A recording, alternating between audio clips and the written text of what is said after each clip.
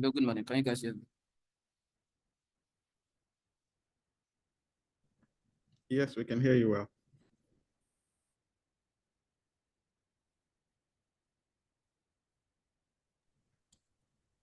Oh, okay.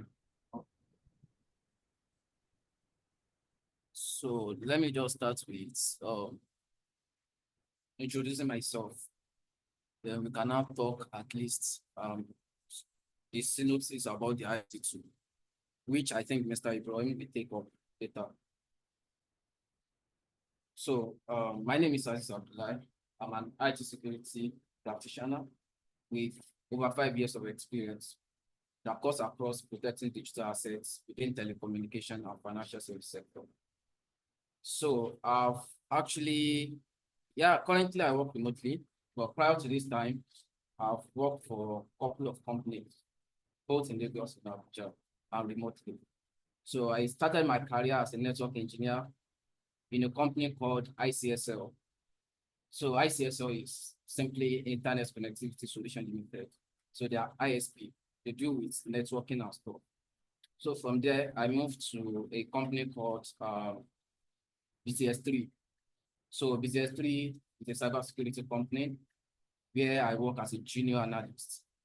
Then from there, I moved to Lemony Africa. Then from Lemony Africa to Patricia. Then from Patricia to other companies. Let me just put it like that. So then I have some couples of certifications, which are I'm a certified EC Council SOC analyst. I'm an AWS certified cloud practitioner. I'm a Microsoft certified Azure data professional. I'm a Microsoft security compliance and identity certified. I'm an EC Expo Hacking Essential certified. I'm an ISC2 certified cybersecurity, which currently I'm preparing for my CISSP. So basically, that's just a summary about where I am. So maybe we should just talk about CC, right? So CC simply stands for Certified in Cybersecurity from an exam body for ISC2. So it's a fundamental certification anyways. Let me put it like that. So it's not, we are not going to talk about, the deep of what cybersecurity is all about here, but we just actually talk essentially about some points or some parts of cybersecurity. So CC actually contains 5 domains, right? The first domain is security principle. I'll be talking about principle related to security. The second domain is business continuity, disaster recovery, and incident response concepts. The third domain is access control concepts. We still project everything I'm talking about. So the fourth domain is network security, and the last domain is security operation. So basically, if you are looking to join a dynamic and rewarding workforce, so CC is the best route for you to go. So if you are an IT professional, you can take CC. If you want a career change into cybersecurity, so CC is the best fit for you. If you are a college student or a recent graduate as well, and you want to dive into cybersecurity, CC is also an ideal certification for you. Sorry, if you can hear me, can you just say yes? I just want to be sure. And you can see my screen as well, please. All right, thanks. We've gotten one yes there. Apologies that we're starting relatively late. I understand that it's raining cat and dog in Oshogbo today, and so that resulted in a number of persons joining us quite late, and so that impacted the schedule quite a bit. But again, thank you all for taking the time out to join the session. I know it's very early on a Saturday morning.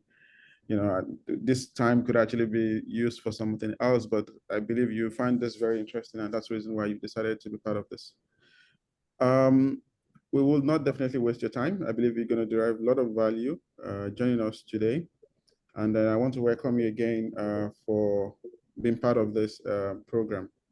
I'll start with a brief introduction about myself. Yes, I've been in the IT world for the past 14 years, that's about over a decade now. And then I've been practicing as an IT security professional for the past 8 years. I've got a few certifications as well, some of which are on the screen. So I have the CISA, the CISM, the CISSP. I'm currently also a researcher on the application of AI on security to protect IoTs and the OT environment. So IoT being Internet of Things and OT being operational technology. So today I'll just be walking you through a few slides just to introduce you to what the program will cover and what the program is all about and the benefits and expectations from this program. So you can stop me at any time during this presentation. Please feel free. And if you've got any question, of course, we're going to address them. Moving on to the next slide. So we want to talk about this program. I mean, why are you here with us today? So essentially, you're here to be trained on getting certified as a CC, that's certified in cybersecurity certification. And this CC certification is actually from an entity, an organization, which is called the ISC Square. So the full meaning of ISC Square is International Information System Security Certification Consortium.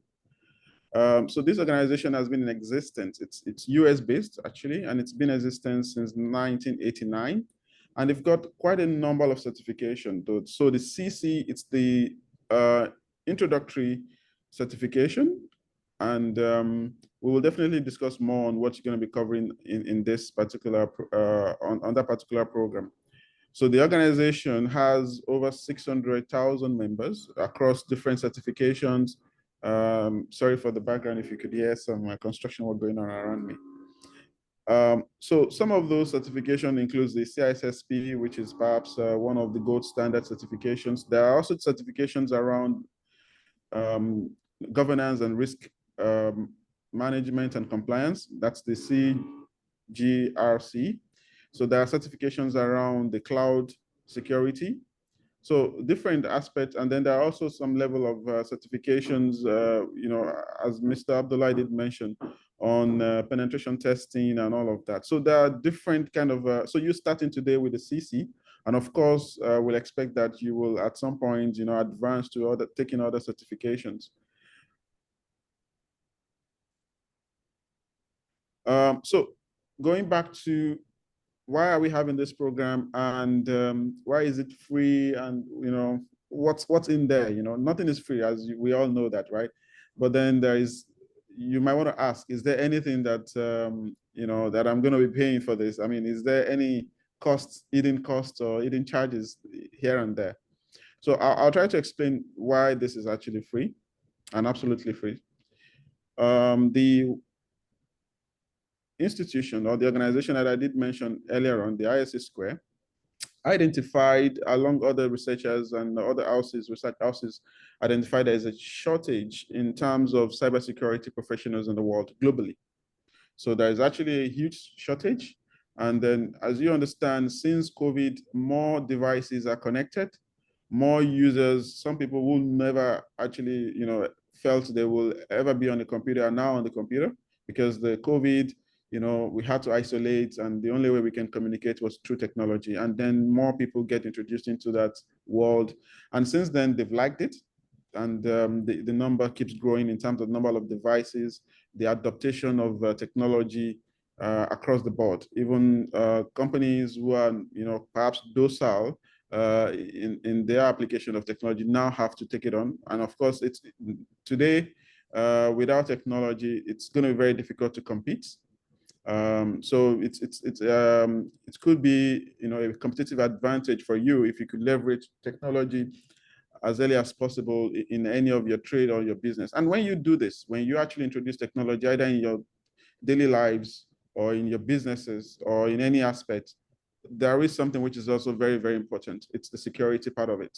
You don't want to, so it's that risk that you have to manage. You don't want to, because of some sorts of benefits, then expose yourself to some risk which could actually cost you or perhaps lost everything that you've labored for.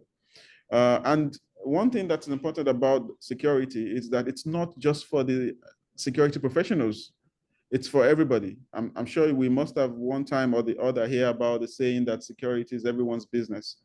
So even we have the neighborhood security. We all talk about it now. We want the state police, and all of that, because security is not just for the security professionals; it's for everybody. And you all perhaps using a mobile device with a number of applications running on it. You perhaps using a bank app as well. So you also using technology in one way or the other. And of course, you want your life savings or your savings to actually be protected and secure. And there are steps and responsibilities that each and every one of us has to take in that process. It's not just to be left for the professionals alone. This is some of the the synopses and the background for the reasons why there is a need for us to equip more people, get more people to be aware about the importance of security and take it very serious, because it's actually very serious. We have now more bad guys in the dark web than we used to have in the past years. So we all need to be more secured. We hear about more scams than we used to have in the past. Scams in the past used to happen through some people using voodoo, or they call you perhaps you enter one chance and stuff like that, which we used to know in the past. Not all of those one chance and all of these things no longer happen that much, because technology makes it a lot easy. So a bad guy could actually be in the comfort of his room and then get millions of dollars being wired from here and there.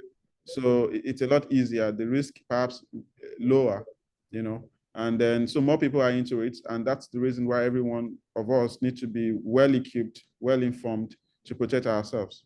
So the initiative of the One MCC, it's actually to empower 1 million persons across the globe. And while doing this is an initiative that actually started in 2022.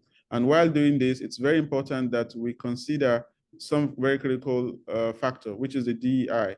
So there's a need for diversity. We don't want all of the security professionals to actually be male, or, this is what we have right now. Majority of the security professionals are male. So there's a need for diversity in that regard. Diversity, not just in gender, but diversity also in backgrounds. We want security professionals that are actually coming from the finance background, or from the engineering background, or from even the privileged background or non-privileged background, or we have people who have some divergence in their neural abilities or neural system and all of that. So we all think differently. Our backgrounds has shaped us in one way or the other on how we approach things, how we approach issues. So, and all of these different backgrounds put together, it's a strength, right? So if we have more people with different backgrounds, the thought process, the way we're going to put things together will be a lot different than having just people from the same background, just doing the same thing. So that the need for diversity is critical, and that's the reason why this program has actually taken that as one of its cornerstones. So we also want to have we want to actually make sure there's equity in the process as well, so that, and then there's going to be inclusion. We want to be able to include people from different, doesn't have to be only the son or the daughters of the rich, or or the influenced ones. So it has to be for everybody. So that's the inclusion part. Inclusion also in the terms of gender, inclusion from all aspects. So that's the reason why this particular program has actually been considered free. And this is actually coming directly from the ISA Square. And we are actually partnering with them as a foundation to get this across. They've come up with this idea, and all they need is just our support to get it to you and support them in that journey to achieving the objectives. So while you register with the ISA Square, when you registered perhaps with the link that was provided initially, you must have gotten a welcome pack. Within that welcome pack, there are about 10 steps, which includes different registrations that you need to do and how to go about it. If you need support with any of that process, please do reach out to our colleagues in the house there, or you can reach out to me as well, or you can drop a chat, a private chat or whatever, and they will get you the right support to get you registered. And when you register, you get access to a free recording training. So you also get access to be able to take the exams for free. So there is a Prometheus Center in Ibadan. So the exams are actually taken at the Prometheus Center. You cannot take it in your homes. So you have to go to a Prometheus Center. And the closest to us, if you are in Oshogbo, it's the one in Ibadan. So we do not have a Prometheus Center yet in Oshogbo, but perhaps we're working on that to see if one will come up anytime soon. And then there's also a free flashcards that you will actually be getting as one of the benefits of registering for this program. So the flashcards, it's just like a summarized version of what Mr. Abdullah will be taking you through for the next 6 weeks. So that's what is covered in the initiatives. It's free, as I've actually mentioned earlier on. But then why do we need to do this? Why do I need to be engaged? I've mentioned the fact that this is not just, security is not just to be led for the professionals, it's for everybody. That's on one side. Then we can now look at the economics of it. We can look at the financial benefits. We talked about the fact that there are less people in that industry right now. The industry is booming. More people are required. More people are needed. In fact, we have people working, the likes of Mr. Abdullah, working remotely. So even that means like perhaps the resource was not available in the local community there, and then they had to get somebody working remotely from Nigeria, supporting them in the United States and the likes. So more people are able to work remotely. It gives you that that comfort to work from anywhere as well. So it's all about your knowledge and application of those knowledge. But the important thing here is that there are also different aspects of the cybersecurity. So you don't have to be fixated. If you're strong in mathematics, maybe yes, you want to be into malware analysis and stuff like that, and then you do all of the maths there. But if you're not, strong in maths, there are other things that you could do. You can be, so it's a vast opportunity there for everybody. So you can even be a security awareness manager. All you do is just train people on how to become security aware, to build a security aware culture within an organization. So these are some of the, or you could be an analyst in cybersecurity, or you can report, be a cybersecurity researcher, trying to look out for any issues on any solutions and all of that. So there's also the penetration and vulnerability assessment tester, which is also another routes. So there are different opportunities in this industry that you can actually, try. You could be a security person specialized on mobile applications, testing mobile applications using frameworks like OWASP and SANS and stuff like that.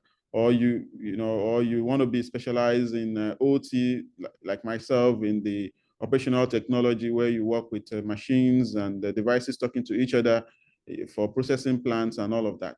So the vast opportunities, across the board when you join. And there, as we mentioned, there is definitely a shortage in that industry. So which means you can actually be part of it. You can benefit from it financially when you have the skills.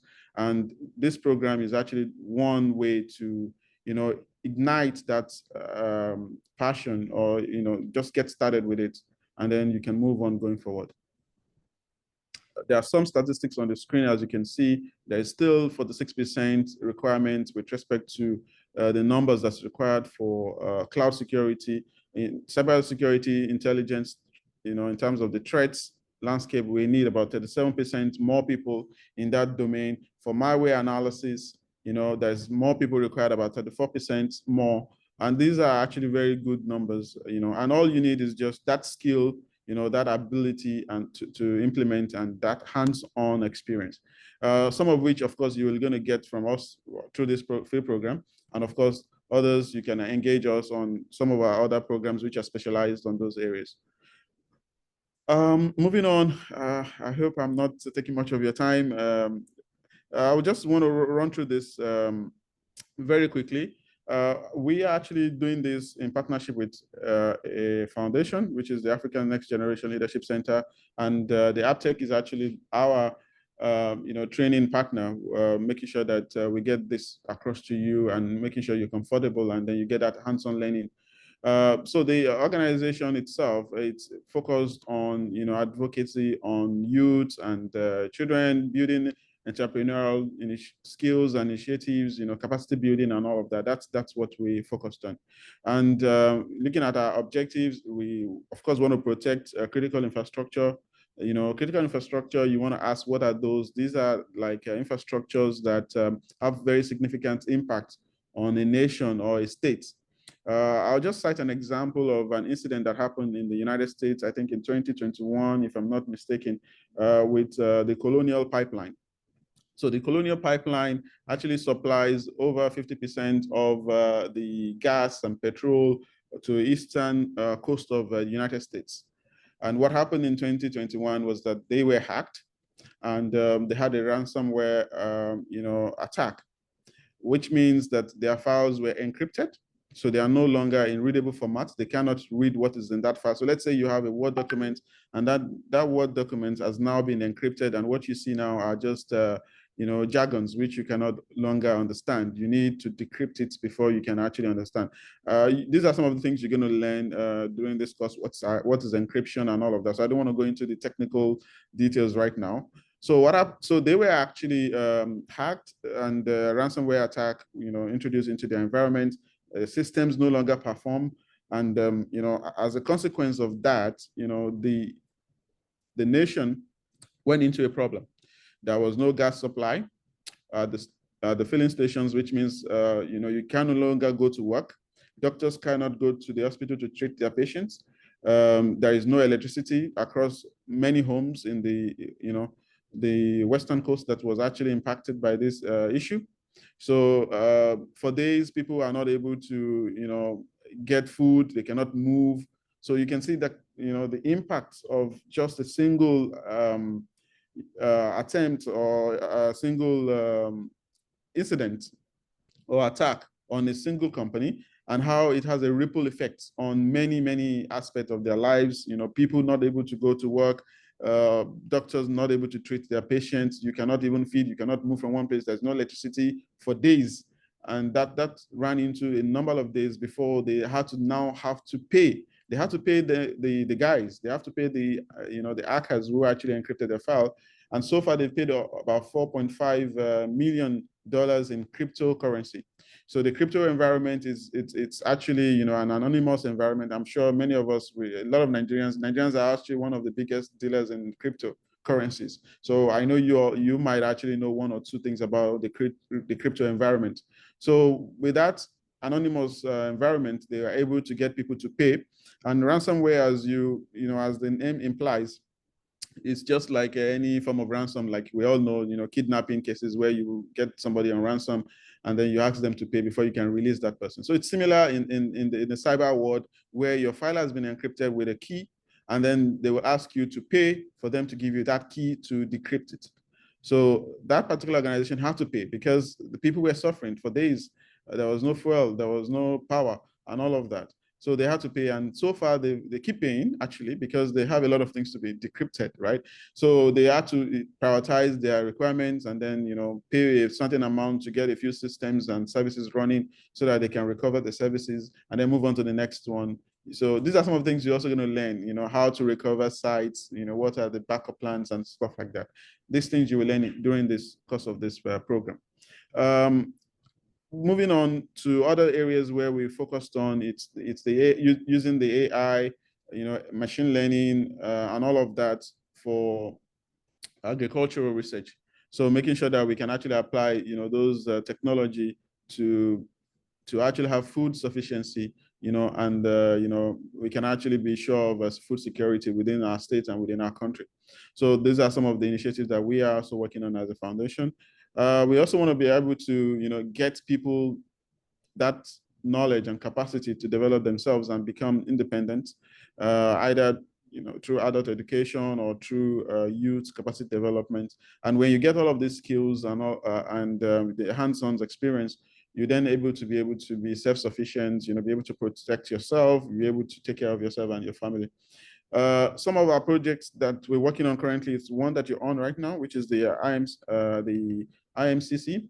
And what we actually pledge under the IMCC is that we're going to be giving you this free training. We're going to be also be giving you the material to practice, the practice test materials, which will prepare you for the exams and increases your chances of passing. And then we will be giving about 5 persons who are very consistent in terms of their attendance and consistent in terms of their participation. And of course, when we have our quizzes, the top guys there, about 5 of them will actually be sponsored in terms of their transportation to the Prometheus Center. So of course, everything is free, but then you have to transport yourself to the Prometheus Center. So we're going to be funding a few persons to getting themselves to the Prometheus Center.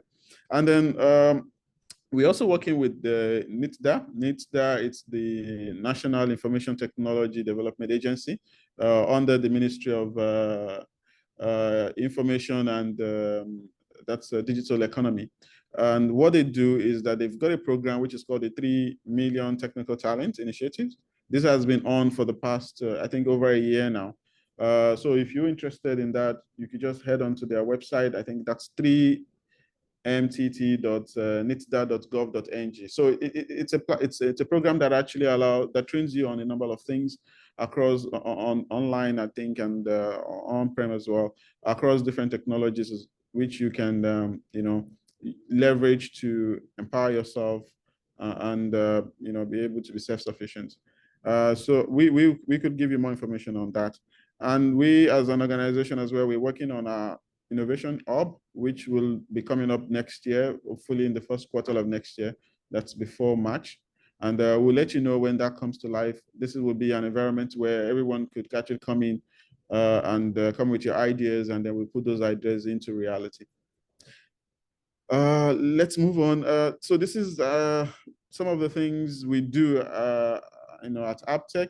You get to, of course, we're going to introduce you to a number of things here today and over the next 6 weeks. But after that, perhaps if you want to delve deeper into the program, you want to know more, there are different programs, specialized in different areas, either security and what have you. In fact, we have a career program which is focused on networking and security.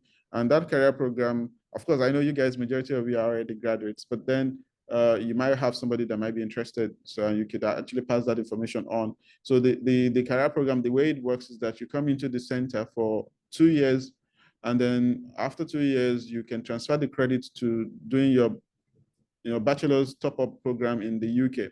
So which means you do 2 years with us at Aptech, you do just 1 year in the UK, and then you get a bachelor's degree. So invariably in the space of 3 years, you can get a degree. And then of course, if you want to come back for service, you definitely have the opportunity to do so. For you, maybe you might not be really interested in that, but then we have the short courses across different domains, ethical hacking and all of that. So talking about the ethical hacking, I might just want to introduce you to an aspect of it, which is called the dark web. I did mention that earlier on. So the dark web, it's that place, just like we have in a normal market, right? We all go to the web, we go to our Chrome browsers or Internet Explorer, and then we browse for things, and then we get the information we want, or we want to transact, and then we get that done quickly, right? But there is also another word inside life, as we used to say it on the streets, right?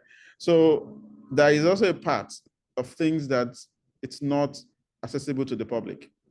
So just like I'm not trying to promote any negative thing, but for instance, those that are into drugs, of course, you cannot go to, for instance, Ojaba market and say, I want to buy drugs, right? So, but those that are into it, they know where to get it. So that's also what the dark web means. So there are also another part of the internet that's not open to everybody, but some people operate there. The likes of even the intelligent houses like the CIA, FBI, and all of that, they also operate in that domain. So this is where they also sell different kind of stuff.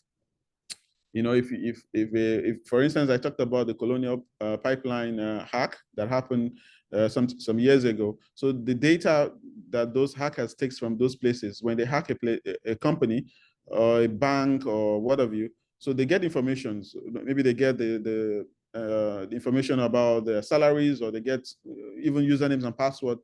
They get credit cards information of people who have actually shopped at a particular website which has been compromised.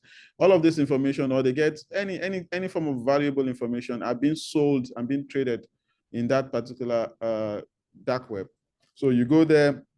This is where you can buy different credit cards from different part of the world. You can buy username and passwords of people from different for different accounts that have been compromised in the past, and all of that. So if you take one of our, for instance, the ethical hacking courses, you get to, this fascinating part of the world, you get to understand it better. You'll be able to know how to protect yourself against it. Of course, we are talking about the ethical part of things. So we will be able to train you on how you definitely know how, before you can, get a thief, you need to know how to become a thief, right? That's the training of a policeman. So for you to be able to, protect against hack, you must know the tricks or the process and the techniques that's being used, and that you get to learn if you take that particular course. Moving on, just a little more about the dark web. This is actually a place where it's quite different. Even you don't use .com, .ng, or .org and all that. In that, you're going to be using a different type of browser, and you cannot even go there with your normal, even if you have the browser, like usually we use the Tor browser. If you go there with your Tor browser and trying to access the dark web, you could also be compromised, because it's a very dangerous place. So there's a lot of measures that need to be in place before you can actually operate in that domain. So it works like an onion kind of setup, where you have multiple layers of rerouting and redirection to protect the identity, similar to what you have in the Bitcoin or the crypto world, where cryptocurrency rather, where you don't get anonymously interact or communicate with people without knowing them. So that's exactly what happens in the dark web. You don't actually know the next person you're communicating with, or who you are buying. You cannot trace the person actually at the end of the day. So many other programs as well focused on networking, focused on security. Networking is actually some of the things, it's part of the things you'll be learning as part of this program, the basis of it. And it's important, to have that knowledge for you to be able to navigate the world of security, because of course you need to understand the network before you can protect it. So you need to understand something before you can protect it. Like I said, if you find that area very technical, you might consider other areas like ethical hacking, or you might consider other areas like even awareness and all of that, or analytics and part of the security thing. So there's a room for everybody.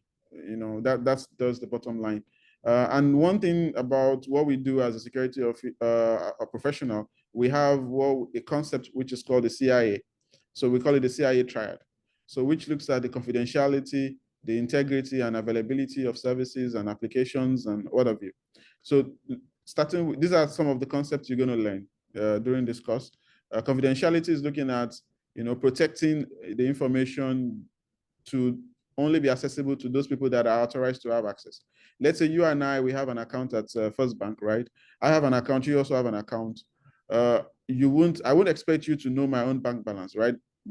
My bank balance should only be known to me, and your bank balance should be only known to you. So that's the concept of confidentiality, which means only me should have access to my data and should be privy to see whatever I want to see about it. And I should not be able to see other customers' information. So that's it. So the security professionals within First Bank has to make sure that they have those measures in place, that when I download the First Bank app, I don't log in and start seeing other people's financial records or the financial information. Even within an organization, let's say I'm working as an accountant in an hospital, my access should be restricted such that I don't get to see a patient's HIV status, because I'm in the finance, right? I should only be dealing with money and not seeing or having, privy to the information about the health status or health conditions of our patients.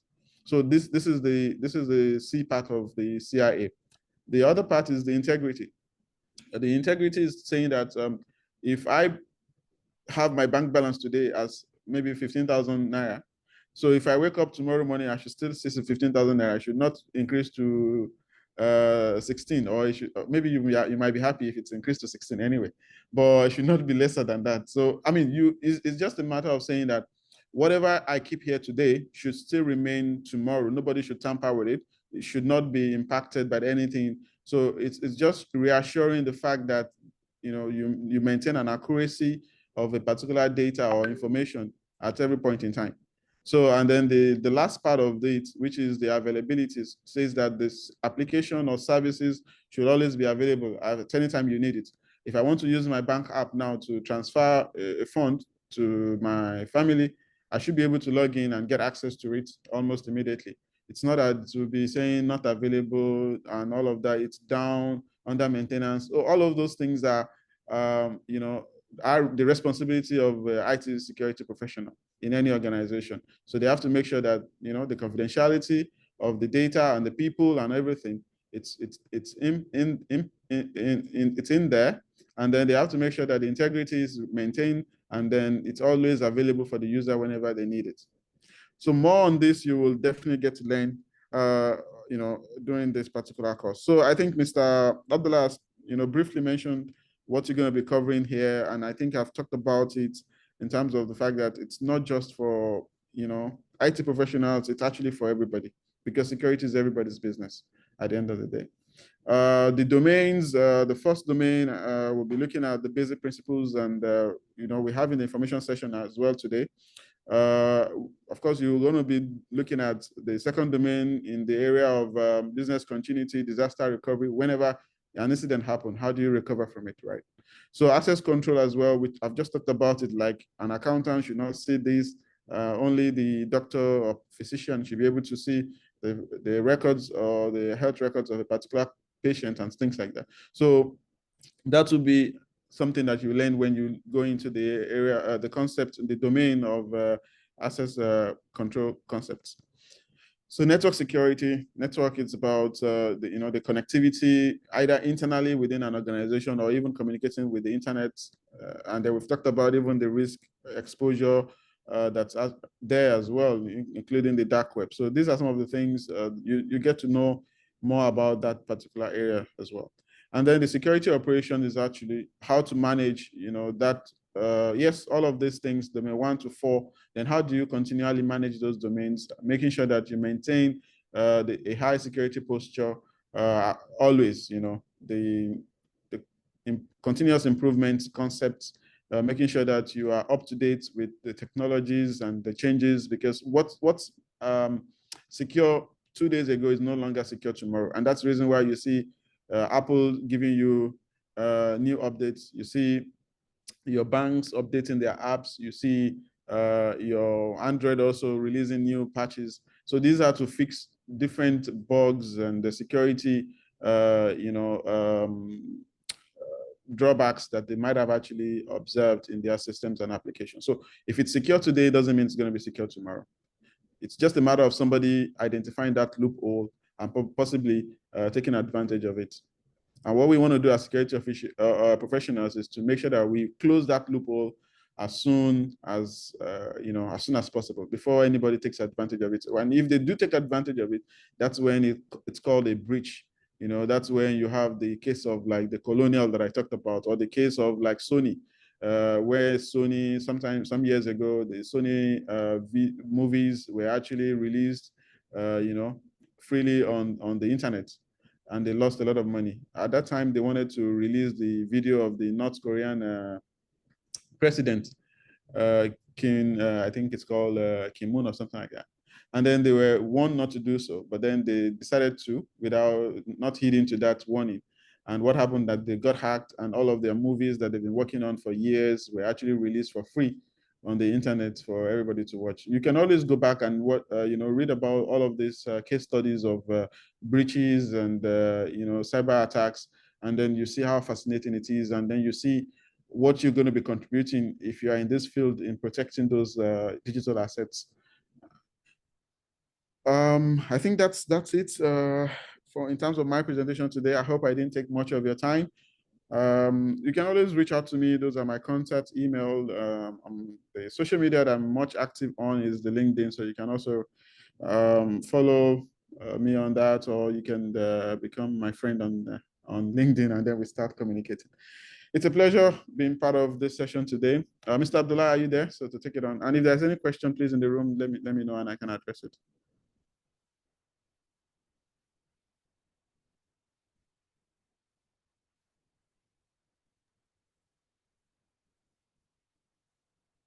Okay, Mr. Ibrahim, thank you for the presentation. So any question from here? You can, if you have any question at all.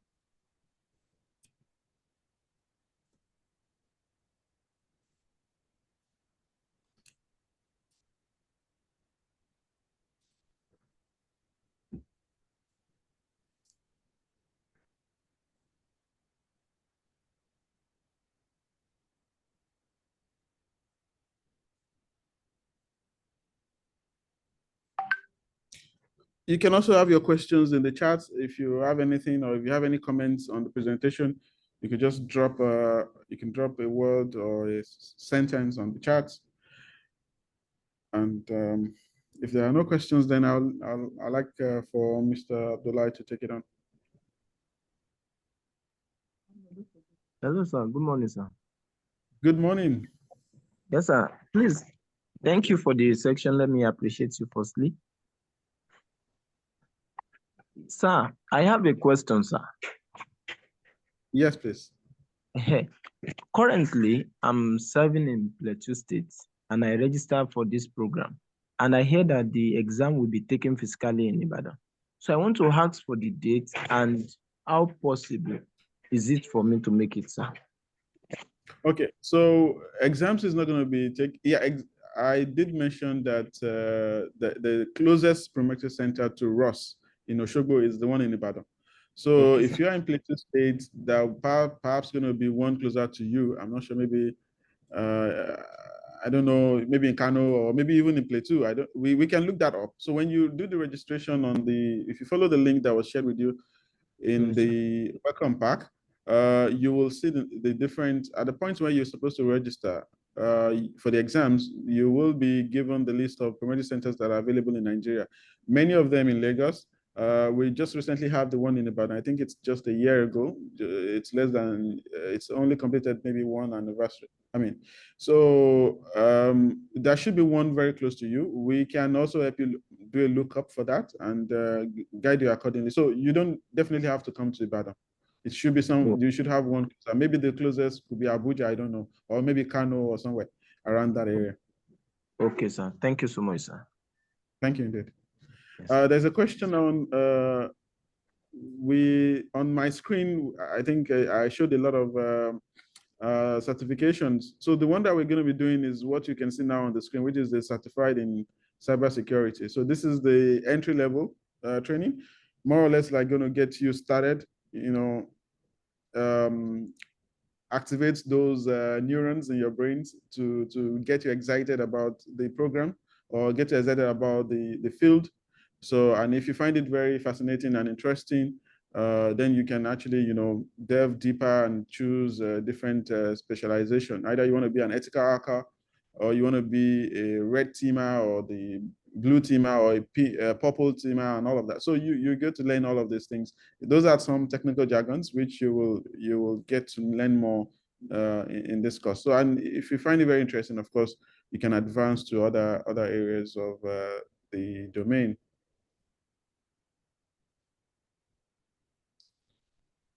I hope that answered the questions.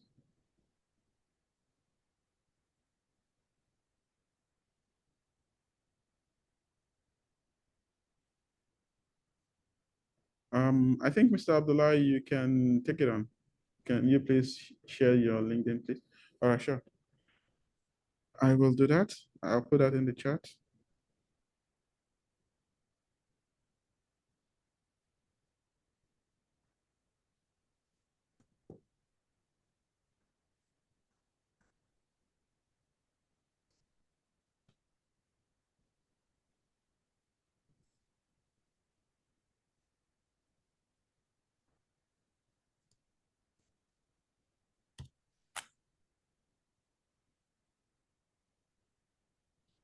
So, Mr. Abdullah, are you there? Yeah, I'm with you. All right, so I'll be muting myself now, so you can take it on. Thank you indeed.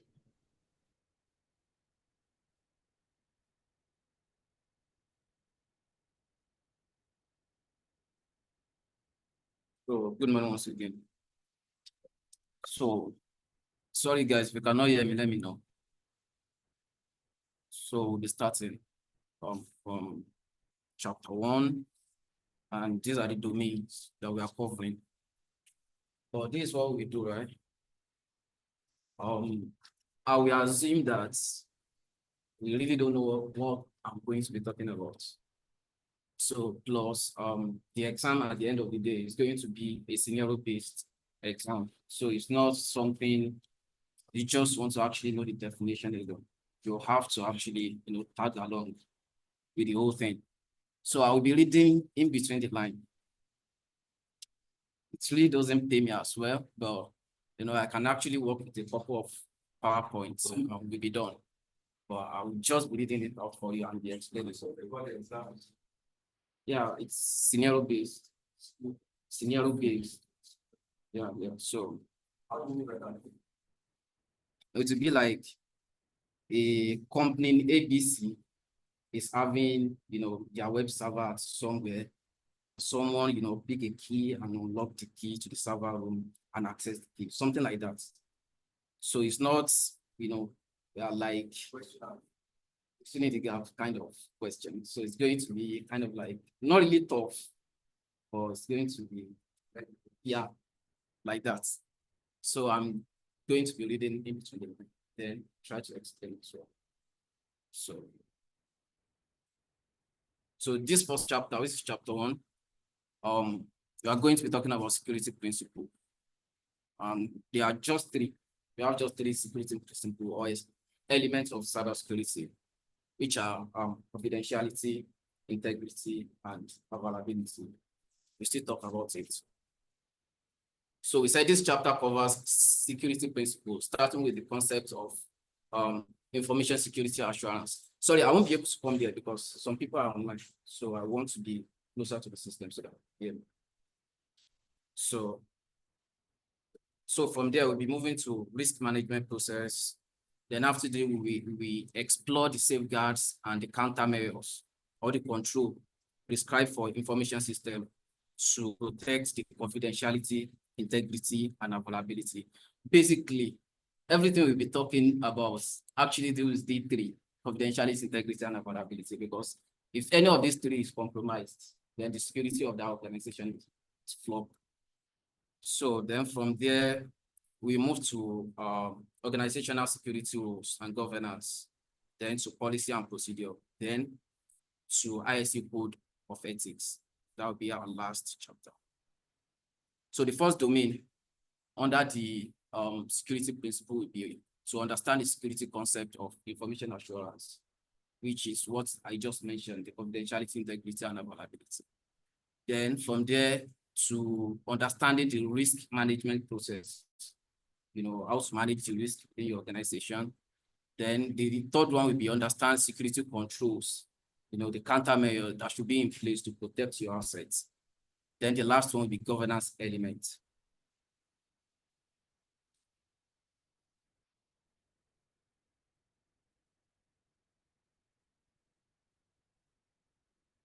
So these are the objectives. So by the end of this chapter, we want to assume that you understand everything listed here. And at the end of each chapter, there is a similar scenario-based examination or question like that you guys will answer. I will just read it out for you, then you guys will be the ones to answer it anyways at the end of the day. So the first thing is to record the foundational cybersecurity principle, to recognize foundational security concept of information assurance, to define risk management terminology and summarize the process. Also to relate risk management to personal or professional practices, to classify types of security controls that we have, and also to distinguish between policies, procedures, standards, regulation, and laws, to recognize the relationship among governance elements, and to identify appropriate outcomes that are in accordance with the ISC2 Code of Ethics key norms.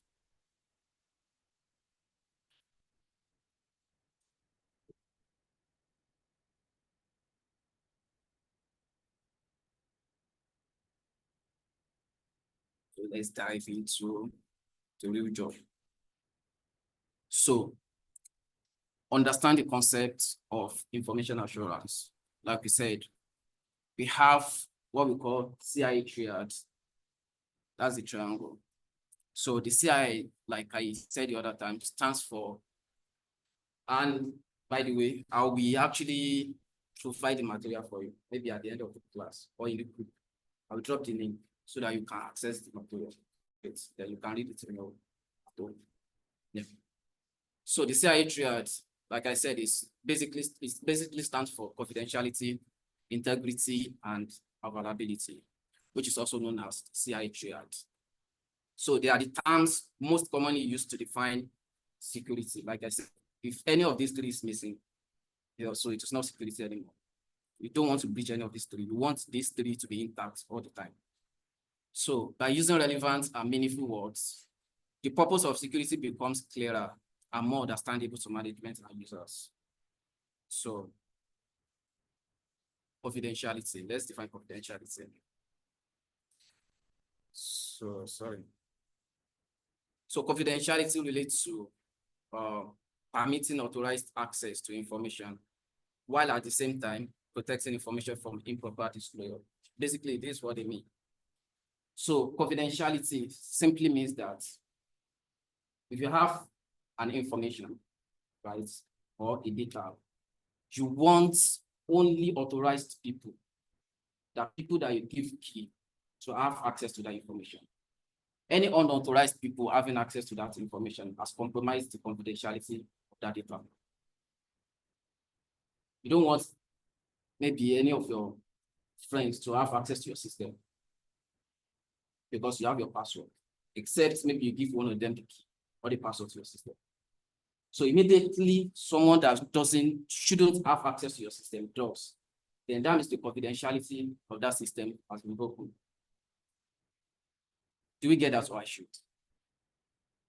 So confidentiality simply means that you give access to people that should have access to your information.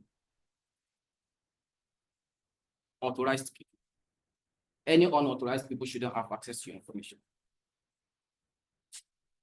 Exactly, or I should just do that more. Are we clear about that? It's clear, right?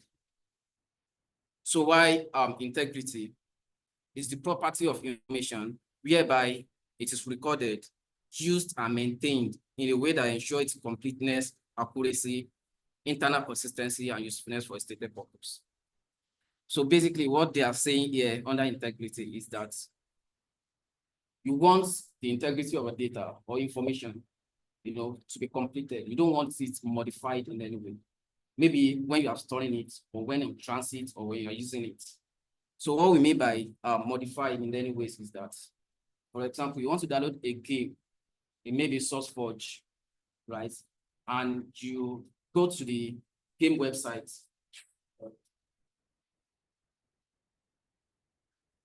When you go to the game website, I don't know, maybe you've come across something called SHA.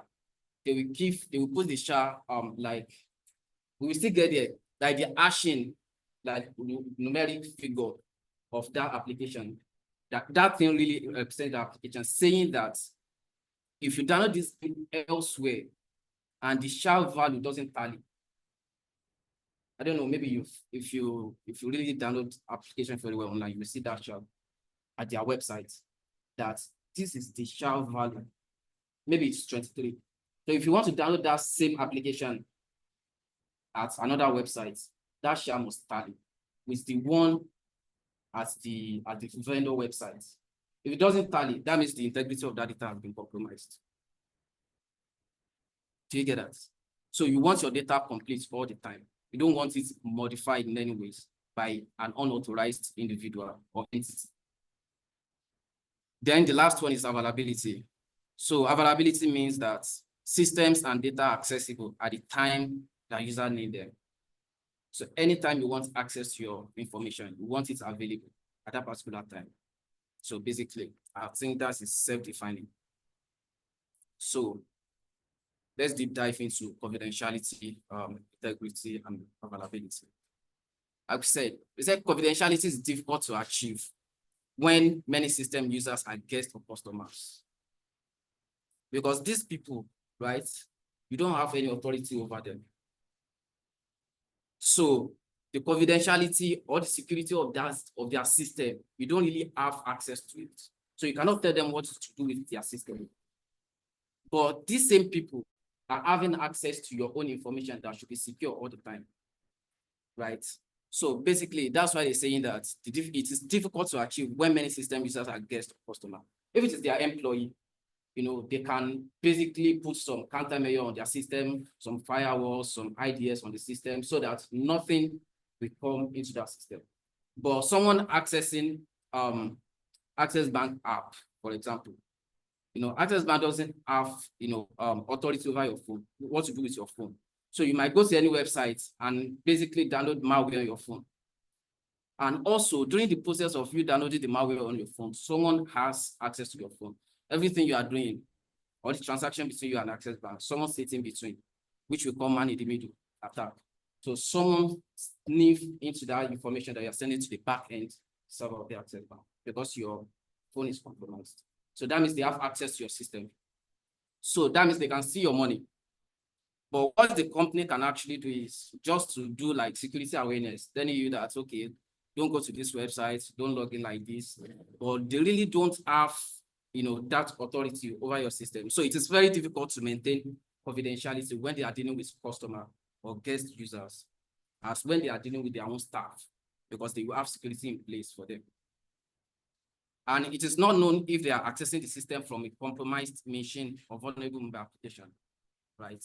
Which can actually jeopardize the confidentiality of the information you're accessing from your compromised system. So the security professional's obligation is to regulate access to information and systems, protecting the data protection while permitting access to authorized individuals. So there's something we call PII, which is personally identifiable information. So it is a term that's related to confidentiality. So it pertains to any data about an individual that could be used to identify them. So basically, this PII is unique to everyone. Your name is unique to you. Your social security number is unique to you. Your NIN is unique to you. Well, in a functioning country, your NIN should be unique to you. But today, we can have 3 people using the same NIN in Nigeria. But in a functioning country, your PII should be like your NIN, should be unique to you.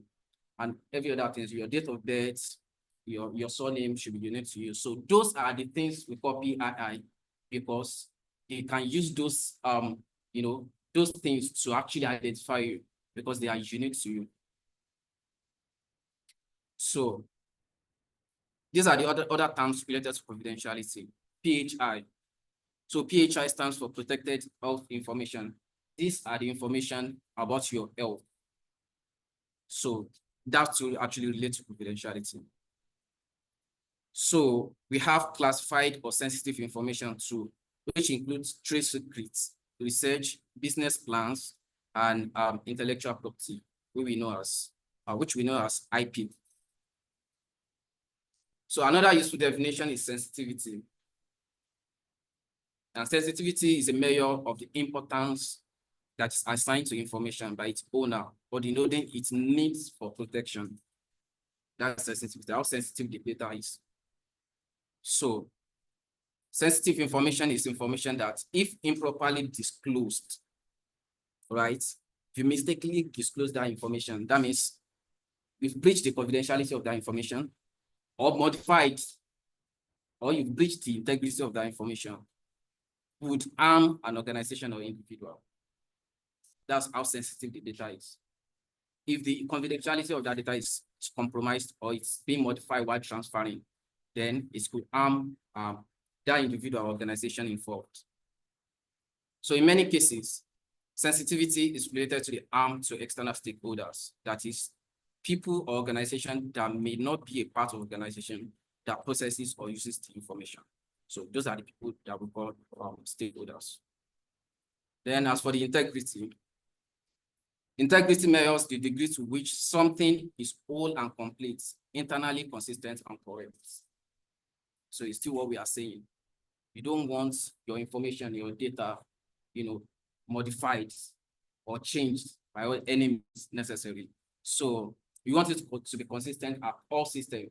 The way the application is working on my system, it should work the same way on your system. So if I log in to an Access app on my system, I should see the same display. Likewise, the one you are seeing on your system. So the concept of integrity applies to information or data, right? Systems and processes for business operation. So integrity also applies to organizations and also people and their actions. So we have data integrity. So data integrity is the assurance that data has not been altered in an unauthorized manner.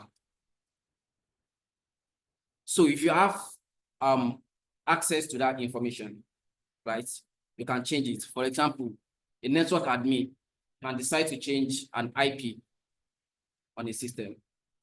That's because that network admin has access to that information, and network admin is working in the organization. So that means that the network admin is an authorized user. But someone else, like an attacker sitting here, and I'm accessing Access Bank database, their back end from here, I shouldn't have access to that. So that simply means if I'm able to do that, that means the integrity of their information has been compromised by unauthorized user, which is me. So this requires the protection of the data in systems and during processing to ensure that it is free from improper modification, errors, or loss of information. And it's also recorded, used, and maintained in a way that ensures its completeness. So data integrity covers data in storage. That means when you are not using that data, maybe you archive the data or as your backup, or you are processing that data, maybe you are collecting the information, or you are just using that information. You don't want it to compromise in that state as well. Or when you are sending that data, you don't want someone sitting in between you and the person you are sending the data to have access to that information. So I think I've explained man in the middle. Basically, man in the middle works like you are communicating to her and someone sits, maybe two of you. So the message you are trying to send to her, someone intercepts at the middle and check the information or the message you are sending to her. Then after checking the information, it's the person that can decide to actually kind of like modify the information or change the context of the information.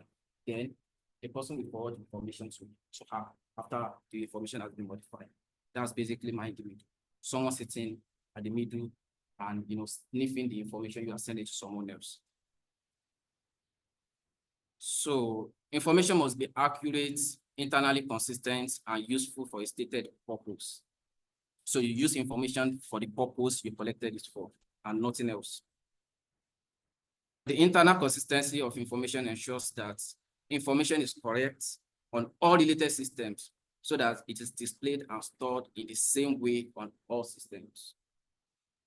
So consistency as part of data integrity requires that all instances of the data be identical in form, content, and meaning.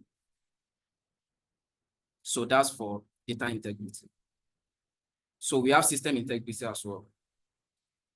So system integrity refers to the maintenance of a known good configuration and expected operational function as the system processes the information. So ensuring integrity begins with an awareness of states, which is the current condition of the system. Any system you want to be transacting on, for example, if you are a finance officer, if you're a finance officer, you want the system that you are operating on to be secured. You want all the countermeasures in place, all the antivirus, all the firewall, you want everything to be in place so that you will not be compromised. So specifically, the awareness concerns the ability to document and understand the state of data or a system at a certain point, creating a baseline. So basically, baseline in cybersecurity simply means the minimum requirements of security that must be in place for your system. So there are some standards and some frameworks for that, right? That's when you buy a system, all of these things must be in check. Maybe there must be a firewall, there must be an IDS, IPS, or stuff like that. So those are the baseline, the minimum security that must be in place for you can use your system. For example, a baseline may refer to the current state of information and whether that information is protected. Once established, to preserve that state, the information must continue to always be protected through a transaction.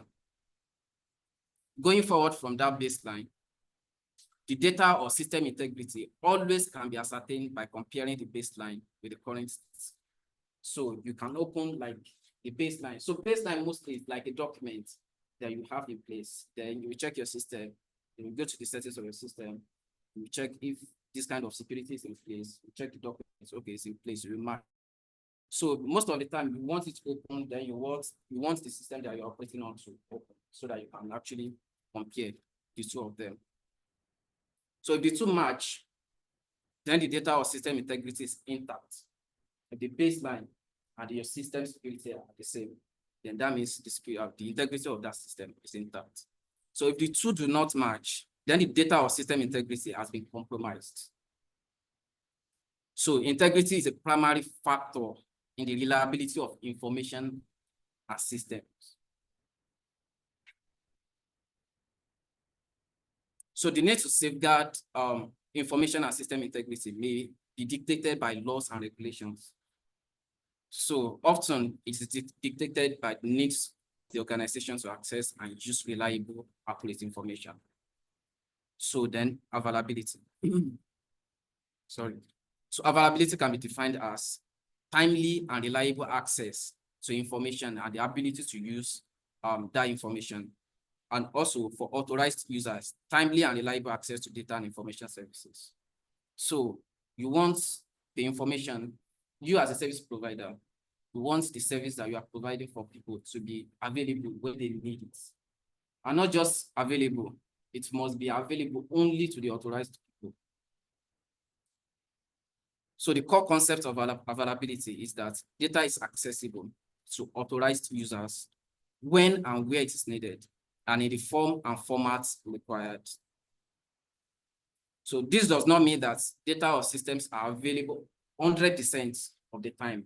Instead, the systems and data meet the requirements of the business for timely and reliable access only. Some systems and data are far more critical than others. You know, you cannot compare data, the system that you are just using to play game or to actually watch movie with the one that they are using in the back, because those ones house some sensitive information, right? So the security professional must ensure that appropriate level of availability are provided. So this requires consultation with the involved business to ensure that critical systems are identified and available. So as a security person, when you want to audit an organization, the first thing you want to do is to actually note their assets, the most critical assets of the organization. Which one is more critical than the other? You know, because someone in finance, their system will be more critical than someone, well, network admin. Yeah.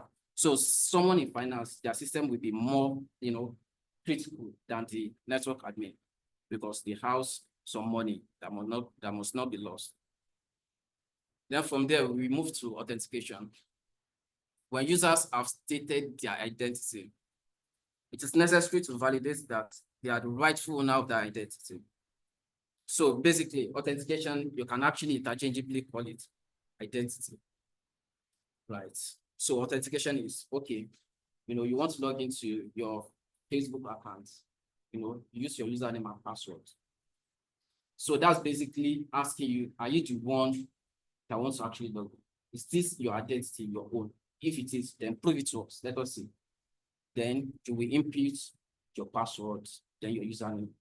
That's because it's identity, it's your ID to actually log into that system. So when users have stated their identity, it is necessary to validate that they are rightful owner of that identity. Now I can have your logins, right?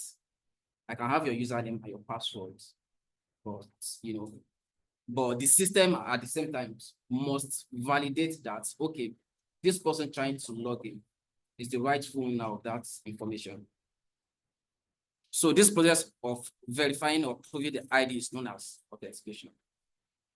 Simply put, authentication is a process to prove the identity of the requester. So there are three common methods of authentication. Something you know, that's the first one. Something you know, like your password or your passphrase. So that's something you know it because you are the one that actually created it in the first place. Something you have, like your tokens, your memory cards, your smart cards. Those are the something you have with you. And something you are. So like your biometrics, your measurable characteristics, your iris, your fingerprints, all of those, they are something you have. They are part of you. So those are the three ways of authenticating users, either by password or by sending a token to them, or by, using their fingerprints to unlock the system. Then we have methods of authentication. So there are two types of authentication. We have single factor authentication. We call it SFA in short. And we have multi-factor authentication, which we call MFA. So using only one of the methods of authentication is known as SFA, which is single factor authentication. Maybe you use your username and password. That's an SFA. That is single factor of authentication. So granting users access only after successfully demonstrating or displaying two or more of these methods is known as MFA. For example, don't forget we say we have three methods of authentication. If you use one of these, maybe something you know alone, you just use your username and password. That's SFA, single factor authentication. When you use something you have, maybe a code is sent to your Gmail or your phone number, that's another single factor of authentication. Or basically you use your fingerprint, your iris to unlock a system. That one too is single factor of authentication. But when you use the combination of these three, you use two out of these three, or you use the three, that's MFA, that's multi-factor authentication. Maybe you use something you know plus something you have, or you use something you have plus something you are, or use something you are plus something you know. That's multi-factor authentication, MFA. So common best practice is to implement at least two of the three common methods of authentication, like we said. So you can use knowledge-based, like, your password and stuff. You can use token-based, or you can use characteristics-based. You can use any of these three, like two or more of these three. So then let's talk about knowledge-based authentication. So knowledge-based authentication uses a passphrase or password or secret code, like your PIN, to differentiate between an authorized and an unauthorized individual or user. If you've selected a personal identification number, your PIN, created a password or other secret value that only you know, then you have experienced knowledge-based authentication. When you use your password or you use your PIN, that's knowledge-based authentication. The problem with using this type of authentication alone is that it is often vulnerable to a variety of attacks. All of this, you will still see it maybe when we are dealing with the exam, the end of the chapter exam, you see what I'm trying to say. So all those inline information is actually important.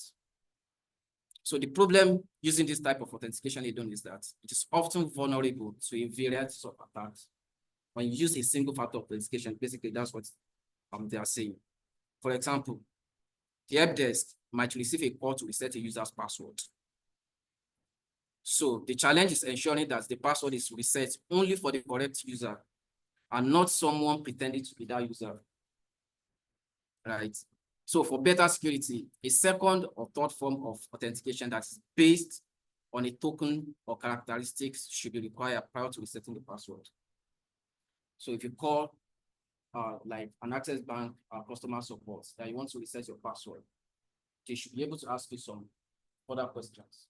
Even when you present your username and password, they should ask you, like, the phone number you used, your Gmail, your date of birth, stuff like that. Even if they want to actually reset it for you, they will tell you that they are going to reset it. They will send it to your Gmail account. Basically, what they are doing is they are trying to verify that if you are the rightful owner of that account, or you just pretend to be that person. So the combined use of a user ID and a password consists of two things are known. And because it does not meet the requirements of using two or more of the authentication methods stated, it is not considered MFA. So we have non-repudiation. So we've talked about authentication now, non-repudiation. So it's a legal term that is defined as the protection against an individual falsely denying having performed a particular action. So for example, okay, I've worked in a company whereby, what they will do is that the software developer and the security guy are sharing the same system. So when the security guy wants to actually do his own work, the software developer will log out. So the problem with that is that if that developer, do something in an organization, maybe steal something, I can actually say that it's not the one. That's the security guy. So likewise, the security guy can be like, no, I'm not the one. It's the software guy. So it provides the capability to determine whether a given individual took a particular action, such as created information, approved information, or sent or received a message. Basically, that's the function of non-reputation. It will tell you that, okay, this is the person that actually performed the activity. So in today's world of e-commerce and electronic transactions, there are opportunities for the impersonation of orders or denial of an action. So impersonation simply means that you are claiming another person's identity, security, right? And there are ways you can actually do that, right? So your system have a MAC address, you have an IP address. I can actually take your MAC address, if you are working in a bank and I have access to your MAC address, I can actually use your MAC address to log into your organization. I think we will still come across that, then we will explain better how it works. So orders or denial of action, such as making a purchase online and later denying it. So it is important that all participants trust online transactions. So non-repudiation methodologies ensure that people are held responsible for the transactions they conducted. So you cannot deny that you are the one that performed the activity, because no reputation will tell you that you are the one. It will prove you wrong. No reputation will prove you wrong. So we have privacy. So privacy is the right of an individual to control the distribution of information about themselves. So while security and privacy both focus on the protection of personal and sensitive data, there's a difference between privacy and security. So with the increasing rate at which data is collected and digitally stored across all industries, the push for privacy legislation and compliance with existing policies steadily grows. In today's economy, privacy laws and regulation of privacy and data protection can impact corporation and industry regardless of physical location. So global privacy is an especially crucial issue when considering requirements regarding the collection and security of personal information. While the landscape is evolving, several laws have had a landmark impact on privacy and data protection. Ensuring that protective security measures are in place is not enough to meet privacy regulation or to protect a company from incurring penalties or fines from mishandling or improper protection of personal or private information. So the European Union's and General Data Protection Regulation, GDPR, is an example of law that's multinational implication that apply to all organizations, foreign or domestic, doing business in the EU or with its citizens. So if you are in Nigeria and you are doing a business in the US, there are some laws, that you must actually obey by. There are some privacy that you must put in place before you can actually do transaction between one country to another. So likewise, member nations of the EU enact law to put the general data protection regulation into practice, and sometimes add more stringent requirements. These laws and regulations dictate that any entity anywhere in the world handling the private data of people in a particular legal jurisdiction must abide by its privacy requirements. You may not be required to interpret this law, but you will need an understanding of how they apply to your organization on the long run. So we still talk about them.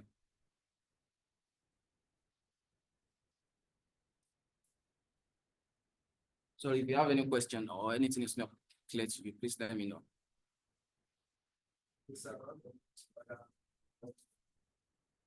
About okay, no repetition. Okay.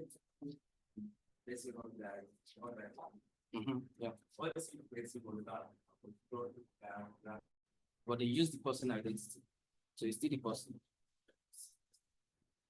They use the person identity. So it's still the person. So you cannot claim that you are not the one that actually do it. So the non-tenant, mishandling of that information, it's not your problem. But they use your identity, right? So you are the one that performed it. You get what I'm trying to say? As someone in your organization as well. Basically the non-reputation actually applies mostly to an organization whereby you have different people.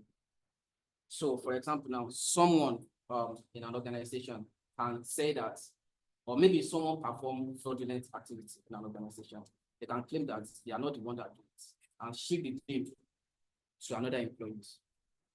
Here you get. So the non-reputation will tell the person that actually performed the act. You get what I'm trying to say? But even if an attacker gets hold of your information or identity, and they use that to actually penetrate into your organization, then the issue is still on you. They might later find out that you're not the one, but they use your identity, so you are the one. That's clear. So understand the risk management process.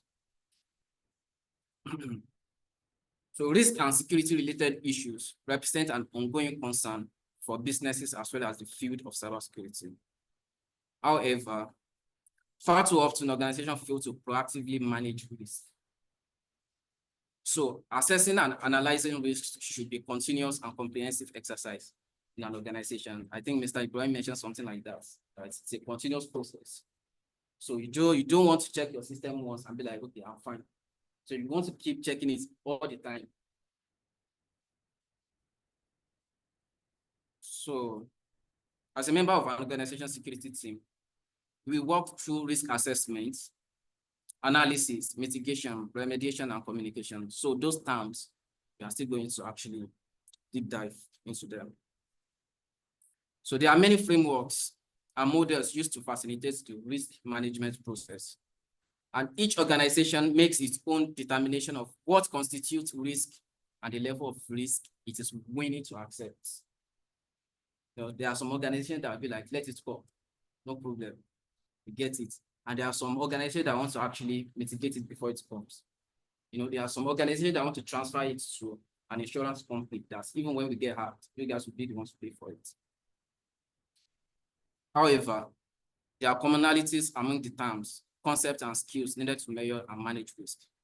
So this section presents foundational terminology and introduces the risk management process. So the first one is risk. Risk is defined as a measure of the extent to which an entity is threatened by potential circumstance or event. So basically what they are saying is risk is the potential threat to an asset,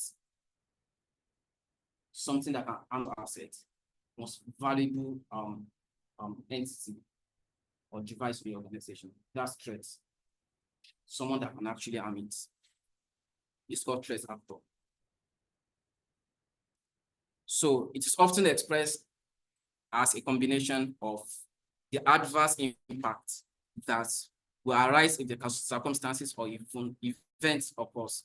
The likelihood of occurrence. So that's the two combinations that actually make up risk. The adverse impact, that's okay, fine.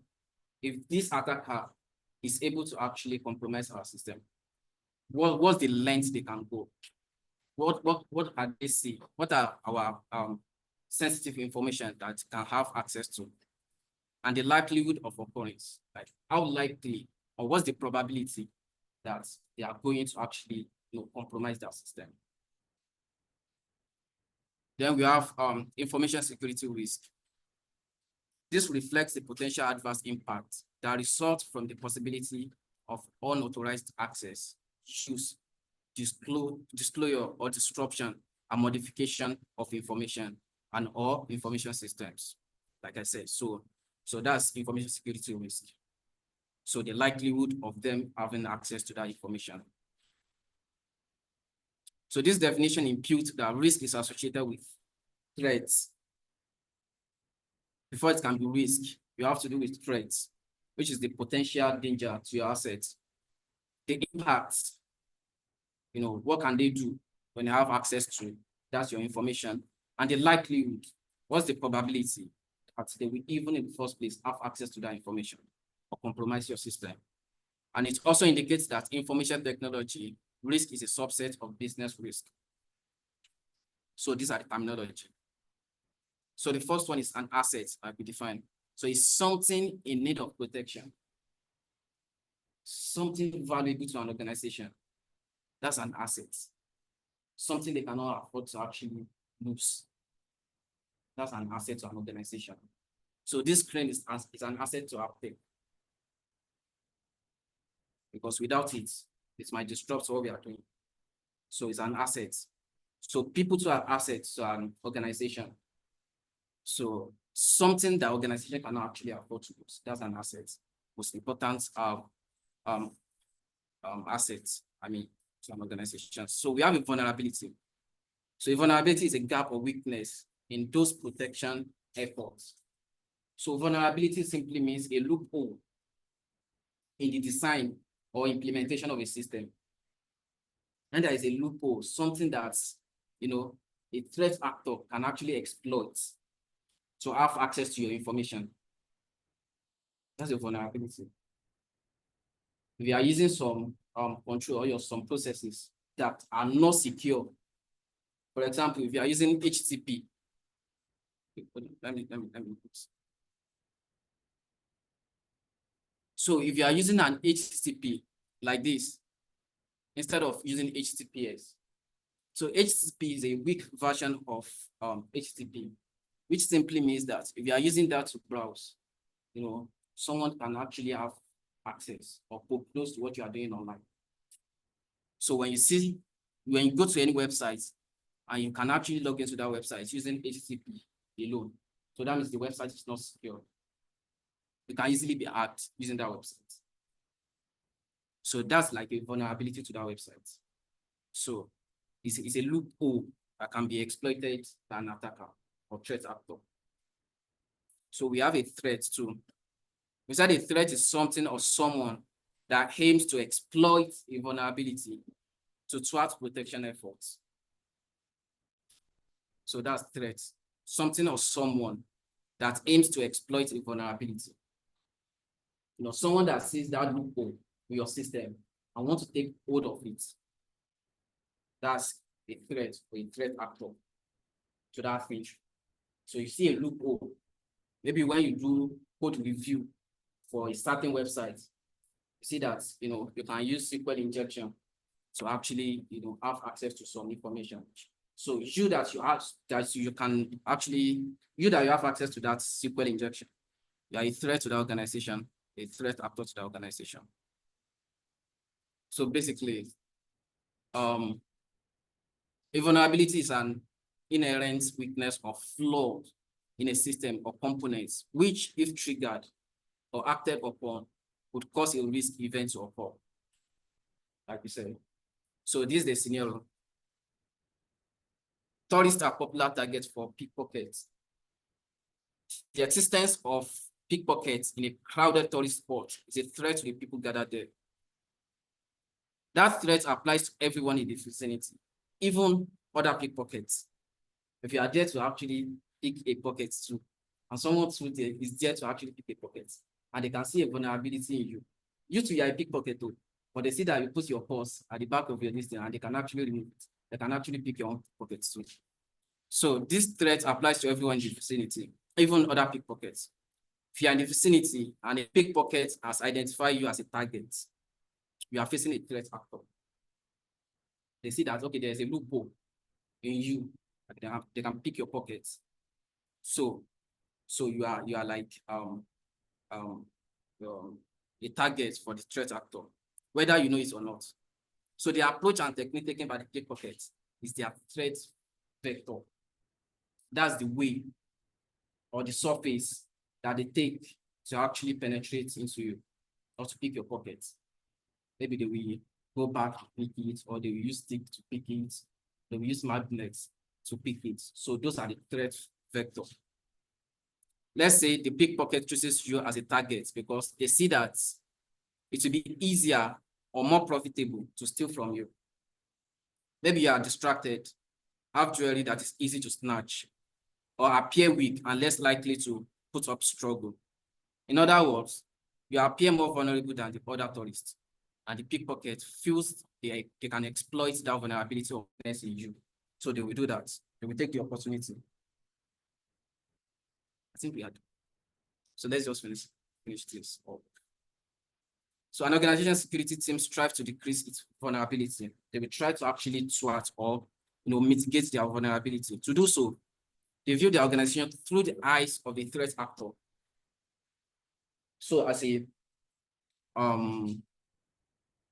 penetration tester, you have to think like, or let me say as a police, you have to think like a thief. So as a pen tester, you have to think like a hacker as well. Like, what are the ways, what are the attack vector that they can take to actually, hack into your system? So you will think like them, then you will now put some countermeasures in place so that when they come, you will find it blocked. An organization's security, okay. To do so, they view the organization through the eyes of the threat actor, asking themselves, why would we be an attractive target?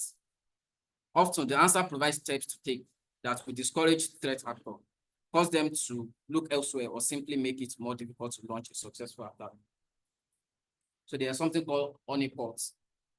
Okay, let me go there. We'll still talk about it. So for example, to protect yourself from pickpockets, you could carry your wallet in an inside pocket instead of back pocket, or behave alertly instead of ignoring your surrounding. So managing vulnerability starts with one simple step. Learn what's the how. So you have to think like a hacker to catch a hacker. You must know everything they know as a pen tester. So that's why we have, black hats, white hats, gray, and all of those type of hackers. But as a pen tester, that doesn't mean you cannot actually cause harm, or you cannot actually penetrate into people's personal businesses. But you just choose to actually go that way. So we have threats. A threat is a person or thing that takes action to exploit or make use of a target organization system vulnerabilities as part of achieving or furthering its goal objectives. Right? They find a vulnerability in an organization and they exploit it.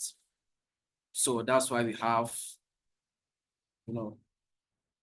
I don't know, maybe you can recall an attack against Uber. I think it's 2022 or 2023. So someone find a vulnerability in Uber and they exploit it. And they actually get access to footholds, so all their database. So they cannot even work, they cannot function for like a week. So in the context of cybersecurity, typical threat actors that exploit vulnerabilities include the following: insider within an organization. So either greatly or by simple human error or gross incompetence. You might have an employee that still kind of like steal from you. And those people, they are difficult to actually detect because they have all the access. They are inside your organization already. They are not hacking you from the outside. They are inside your organization. So they are just hacking you. I don't know, maybe you read a story whereby like a crypto company like that. There's this guy, right? It's like a security guy in the organization, and he has access to all the information of their customer, and he actually withdraw their money. And so that's basically an example of insider attacker. We have an outside individuals or informal groups, either planned or opportunistic, discovering vulnerability. You just sit and using your Nmap to actually find some open ports or some processes that are weak within an organization. And when you use Nmap will bring it out for you that, okay, this guy is weak here. The ports they are using here is weak. So you can just, telnet or SSH to that port and you are in. Not that easy though. So we have former entities which are not political, such as business competitor and cyber criminals. We have former entities which are political as well, such as terrorists, nation states, activists. These ones, when they are doing their job, they are really doing it. You cannot catch them. I don't want to know. Put all those countermeasures in place. They will still hack you. Even if you put yourself there, they will hack you. So then we have technology such as free running bots and artificial intelligence, which could be part of any of the above. So we have likelihood and impact.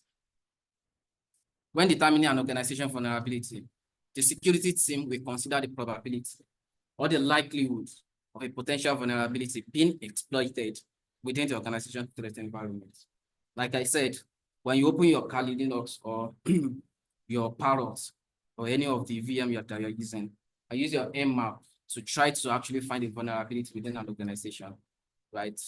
And you later find out that there are some weak vulnerability or ports or IP address in that organization. So you as an outsider, that's what you do, right?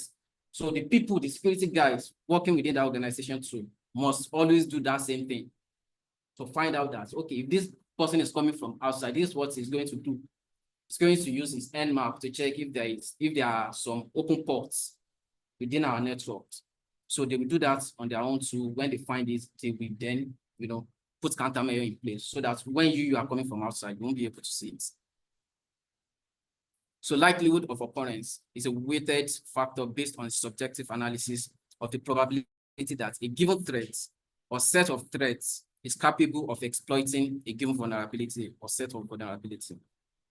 That's the likelihood that okay, the likelihood that they are going to hack Aptech Wi-Fi is 99 because their password is very simple and it's plain text. It's not encrypted.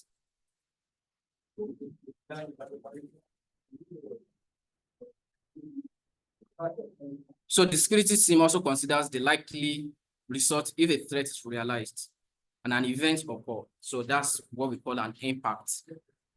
So impact is the magnitude of harm that can be expected to result from the consequences of any of these. If there is an unauthorized display of information, when there is an unauthorized modification of information, when there is an unauthorized destruction of information, and when there is loss of information or information system availability. So if any of these happen, then we cannot check the magnitude or the harm that can be caused when none of these are put in check. So think about the impact and the chain of reactions that can result when an event occurs by revisiting the pickpocket scenario. So let's go back to it.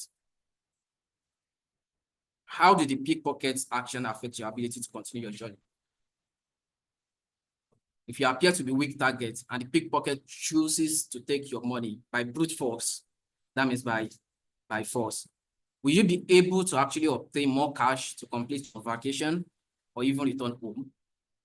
Consider the downstream impact. What if you are injured and require medical treatment, even hospitalization? Impact often does not stop with the incident itself. So this diagram below shows the relationship between the likelihood and the impact. That means the probability that an attacker is going to exploit the vulnerability in your organization and the magnitude of the harm they will cause, they are eventually able to actually, hack into your organization. So the more likely or probable an event and the higher the impact, the more severe realized event will be. If you have a higher impact, the more severe the attack is going to be. So likelihood and impact are often used to prioritize the treatment of risk. So this is an example. So the likelihood, which is threat events occur and result in adverse impact. So when you have a very high likelihood and a very low impact, you will have a very low vulnerability or consequences. Also, when you have a very high likelihood or a very low impact, so you may have when you have very high and very low, the consequences will be low. When you have a very high and you have a high, the consequences will be high. When you have a very high and very high, the consequences is going to be high. So, and it goes like that.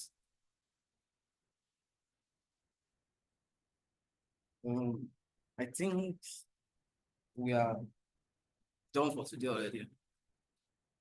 This 11:19. Normally close by 11. So, we will continue here from here next week, by God's grace. So, Friday is going to be 4:30 to 6:30. So Saturdays, 9 a.m. to 11 a.m. So we'll continue from here next week. So if there's any question, I still have like 5 minutes thus far. If there's any questions. Yeah. Okay. So it may be very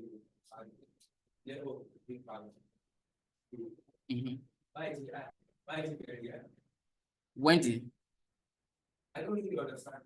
when the likelihood is what? Low. Very, Very low. and the party very And the consequences is low. You understand?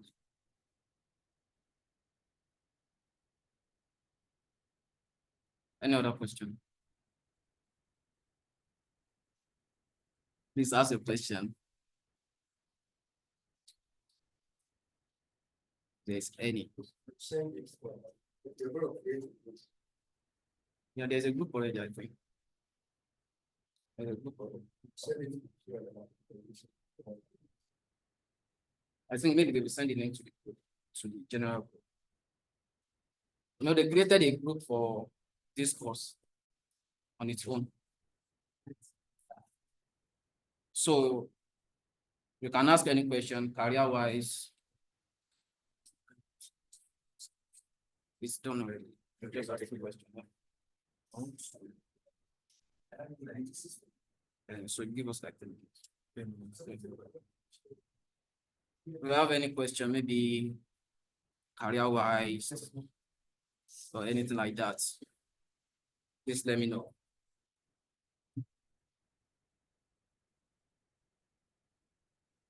Any question?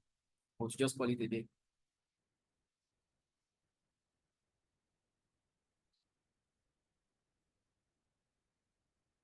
People online, any question?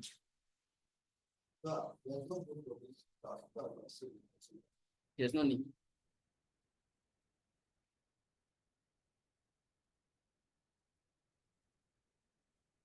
Any question? Maybe I should ask you. Okay. When there is no question, why do you choose to actually dive into cybersecurity?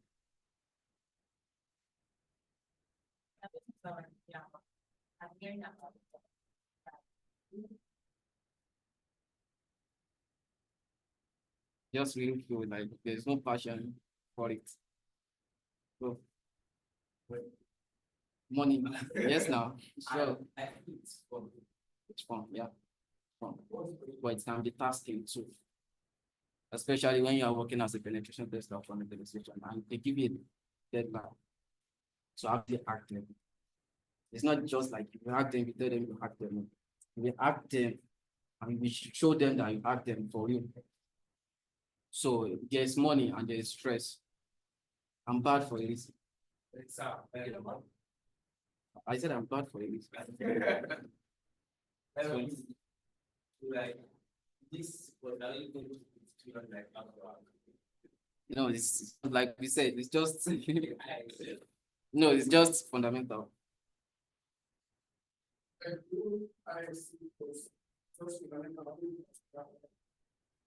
For this course, you know. So if you want to go deep, you can take Security Plus or Certified Ethical Hacking. So there are courses for that. And they are fun, like you said, even when you are reading those courses. Like you will get your hand dirty.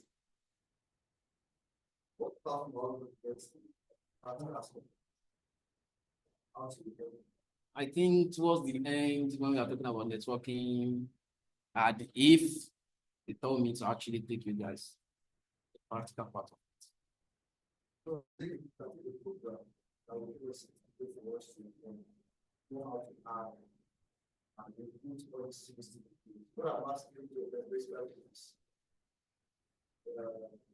like now when Aptech, I'm very good at he said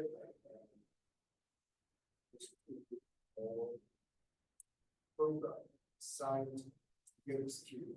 yeah, Cybersecurity. yes. Where exactly it's all the coding, Everything, all the hacking, all the everything you want to do. Yeah, there is a cost for it. This is part of it, but this is just peripheral. Like it doesn't go deep. It's just like the objective part of hacking. So they will give you some definition, but you just know the definition, but you know, hands on, you don't really know how it works. But if you want to do, there's a cost for it. Okay. Which one? Facebook? So I was looking for online job, you know. Okay. On Instagram. So Instagram? Yes. Online job? Yes. You are not ready. Well, so I was just like, you don't know the browser. Okay. I think you took me to one group and I think the website and there. Those governments are the passports. so we are, Yes. yeah, that's the reason. That's what I'm saying. I'm really interested in this. So that you can do back what they want to do. But So basically, that's what I said the other time. When you fight against those threats next time. if you really pay attention, you will see that the website that they actually redirect you to, we ask you some questions, or maybe it will not have HTTPS. It will just be HTTP, and your browser most of the time will warn you that the sites that you are trying to actually go into is not secure. So during that process, you know, maybe you input your details and stuff like that, and everything you are doing is not encrypted. So it's not encrypted in the sense that everything you are doing is in plain text, is in ABC. But if you are using browser like Chrome's, right, they will encrypt all your data. Even when you put your card details, it will be encrypted. So people seeing it will not actually make sense of it. Website,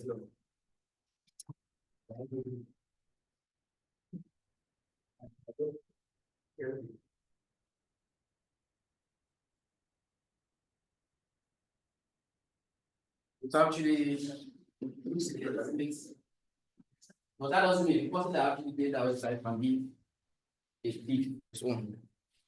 You get, I can create a website just to steal people's credit card account, credit card number. How important is executing and it's important for engineering. How important? Very important. Because if you cannot actually go for those security plus or certified ethical hacking, for now, you can actually present that for the company that you want to apply to. That's okay, fine. I'm a startup, I have the certification. And it's well recognized all over the world. What about The same thing for ethical hacking, yeah. Just that one, you know, there is to the game. there's levels to this thing. Right. Yeah. So I started, my certification career with LinkedIn, all those LinkedIn video, and they'll give you certification of completion, right? So that's where I started my certification career. Then I applied to a company in Lagos as a network engineer, and they were like, let's give you a short form. And from there, I took a CCNA and like that. It's like there's only with your LinkedIn account. That necessarily is your laptop. Sorry. We are employed at the Lagos company, that's the LinkedIn account. No, I have my account. They will check you out. They will interview you. They will put a call through and they will ask you questions. But you don't really have that skill the same way. Sorry. You don't really have that skill and what you have for the job. Back then, Yes. they will not really ask me profound questions because I was working as an intern then. So they just want someone that will help the network engineer in that organization. Sure you get. So now you will now learn when you get to that company. You will see what the guy is doing and you will learn. So when he left, I was the one that actually took his place. So like that. Then from there, and I moved to cybersecurity as well. So it's just have to have passion for it. But it's addicted. Can actually get addicted to it easily. Because when you start, you just want to hack. But I think it's fun. You just want to hack. You just use your system and your Linux or your boots. And you can do that now. When they catch you, you get it. So it's like that. That's how it works. It's fun. You can benefit your time. And it's not really that kind of fun. I mean, there's the money, like you said, a lot. Yeah. Especially when you are working with people. What would you say is the best way to get experience in this line of work? Is it by maybe applying for a course like this, maybe certified course, or working as a intern with another like it's difficult. But I would just say that sometimes certification are kind of like overhyped. Okay,